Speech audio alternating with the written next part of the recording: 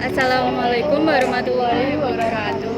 Kami dari kelompok 9 akan membahas mengenai latar belakang, sejarah, alun-alun kota Surabaya, serta nilai-nilai perjuangan dalam Pancasila, hingga relevansi nilai tersebut dalam kehidupan masa kini dan juga masa mendatang. Sebelum itu, izinkan kami memperkenalkan diri terlebih dahulu. Saya Ratriza Intan Andini akan berperan sebagai reporter. Saya Lewi Agresimanik akan berperan sebagai narasumber keempat. Saya Indira Safita Putri yang akan menjadi narasumber pertama. Saya Dia Cahyani berperan sebagai narasumber kedua. Saya Agus Alewayodi berperan sebagai narasumber ketiga. Baik, mungkin langsung saja kita ke videonya. Halo, selamat pagi semua. Pada kesempatan kali ini kita akan membahas mengenai salah satu ruang publik terbuka yang berada di jantung kota Surabaya, yaitu alun-alun kota Surabaya. Alun-alun kota Surabaya bukan hanya sekedar tempat terbuka untuk berkumpul masyarakat, namun juga memiliki nilai sejarah yang erat kaitannya dengan perjuangan bangsa Indonesia. Untuk membahas lebih dalam, akan hadir beberapa narasumber bersama dengan saya yang akan menjelaskan mengenai latar belakang, nilai-nilai perjuangan yang sesuai dengan Pancasila, dan apa sih relevansi nilai tersebut bagi kehidupan di masa kini dan juga masa mendatang. Baik, mari kita langsung ke narasumber pertama kita. Boleh perkenalan diri terlebih dahulu, Kak? Halo, perkenalkan, saya Indira Safita Putri, akrab dipanggil Dira. Oke, Kak Dira. Menurut Kak Dira nih, apa sih peristiwa yang melatar belakangi berdirinya alun-alun kota Surabaya? Jadi alun-alun kota Surabaya ini adalah salah satu ruang publik yang berada di area Balai Pemuda Surabaya. Nah, Balai Pemuda ini didirikan pada tahun 1907 yang bertujuan sebagai ruang bertemunya masyarakat sejak zaman kolonial Belanda.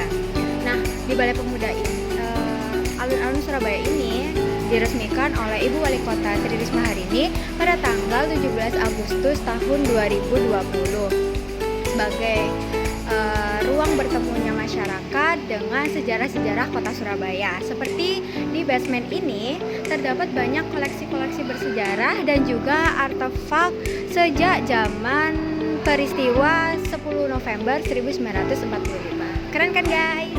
Oke, mantap banget informasinya dari Kak Dira nih. Makasih ya Kak Dira. Sama-sama. Baik, mari kita langsung saja ke narasumber selanjutnya. Boleh perkenalan diri terlebih dahulu, Kak? Perkenalkan, saya Dia Cahyani, biasa dipanggil Dia. Siap, Kak Dia. Menurut Kak Dia nih, kalau kita kaitkan alun-alun kota Surabaya dengan perjuangan bangsa, apa sih Kak sebenarnya yang menjadi latar belakang pahlawan itu berjuang bagi kemerdekaan Indonesia? Seperti yang kita tahu, kota Surabaya dikenal sebagai kota pahlawan karena pertempuran 10 November 1945. Latar belakang yang mendasari peristiwa tersebut adalah semangat mempertahankan kemerdekaan Indonesia setelah proklamasi 17 Agustus 1945. Rakyat Surabaya bersama tokoh-tokoh seperti Bung Tomo melawan kembalinya penjajah. Pertempuran ini menewaskan ribuan pejuang, tetapi menjadi bukti kekuatan perjuangan bangsa Indonesia terhadap kolonialisme. Baik, keren sekali Kak Dira penjelasannya. Terima kasih banyak Kak untuk infonya. Baik, sekarang kita lanjut ke narasumber ketiga. Bisa memperkenalkan diri terlebih dahulu, Kak? Oke, perkenalkan, nama saya Agus Alewayodi, bisa dipanggil Al. Oke, Kak Al. Kalau kita kaitkan perjuangan bangsa Indonesia dengan kehidupan sekarang, menurut Kak Al itu apa sih nilai-nilai Pancasila yang bisa kita ambil dan terapkan dalam kehidupan sehari-hari? Oke, kalau kita lihat perjuangan para pahlawan Surabaya mencerminkan nilai-nilai Pancasila yang luas. Misalnya nasionalisme, ada patriotisme, dan cinta tanah air. Hal ini ditunjukkan melalui keberanian para pahlawan Surabaya dalam melawan dan mengusir para penjajah dengan walaupun persenjataan masih kurang seimbang ya. Dengan semangat rela berkorban demi bangsa dan tanah air Indonesia. Oke, siap. Makasih banyak Kak untuk infonya. Baik, mari kita langsung ke narasumber terakhir kita. Boleh perkenalan diri terlebih dahulu, Kak? Perkenalkan, nama saya Lewi Agresimanik, biasa dipanggil Lewi. Oke, Kak Lewi. Menurut Kak Lewi, nilai-nilai Pancasila dalam perjuangan bangsa Indonesia itu apakah masih relevan kalau dilakukan di masa kini maupun di masa mendatang?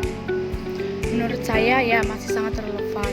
Di era modern ini, tantangan bangsa pada saat ini bukan lagi tentang penjajahan fisik, tetapi penjajahan budaya, perkembangan teknologi, dan juga pola pikir.